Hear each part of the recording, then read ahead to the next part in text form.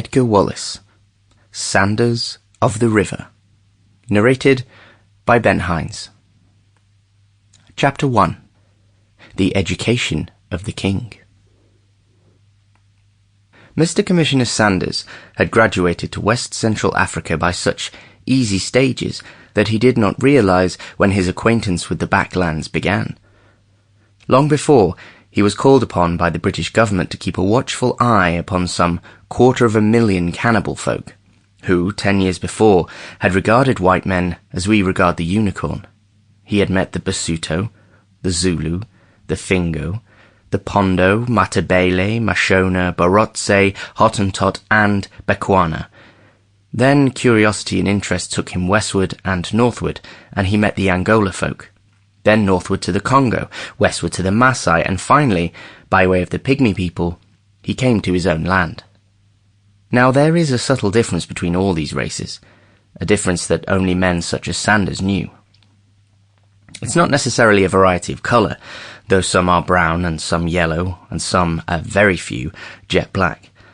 The difference is character.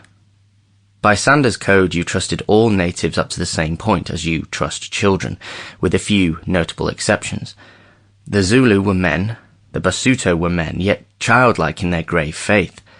The black men who wore fez were subtle but trustworthy, but the brownie men of the Gold Coast who talked English, wore European clothing, and called each other Mr., were Sanders' pet abomination.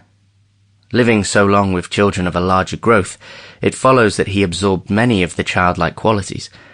Once, on furlough in London, a confidence trick was played upon him, and only his natural honesty pulled him out of a ridiculous scrape.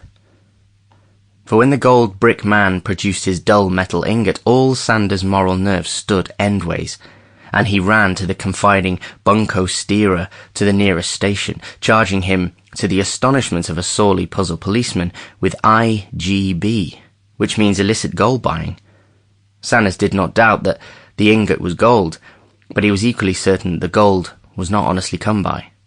His surprise when he found the gold was gold leaf imposed upon the lead of the commerce was pathetic.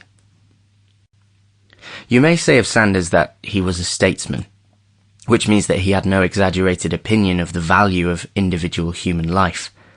When he saw a dead leaf on the plant of civilization, he plucked it off, or a weed growing with his flowers, he pulled it up, not stopping to consider the weed's equal right to life. When a man, whether he was captor or slave, by his bad example endangered the peace of his country, Sanders fell upon. Sample complete. Ready to continue?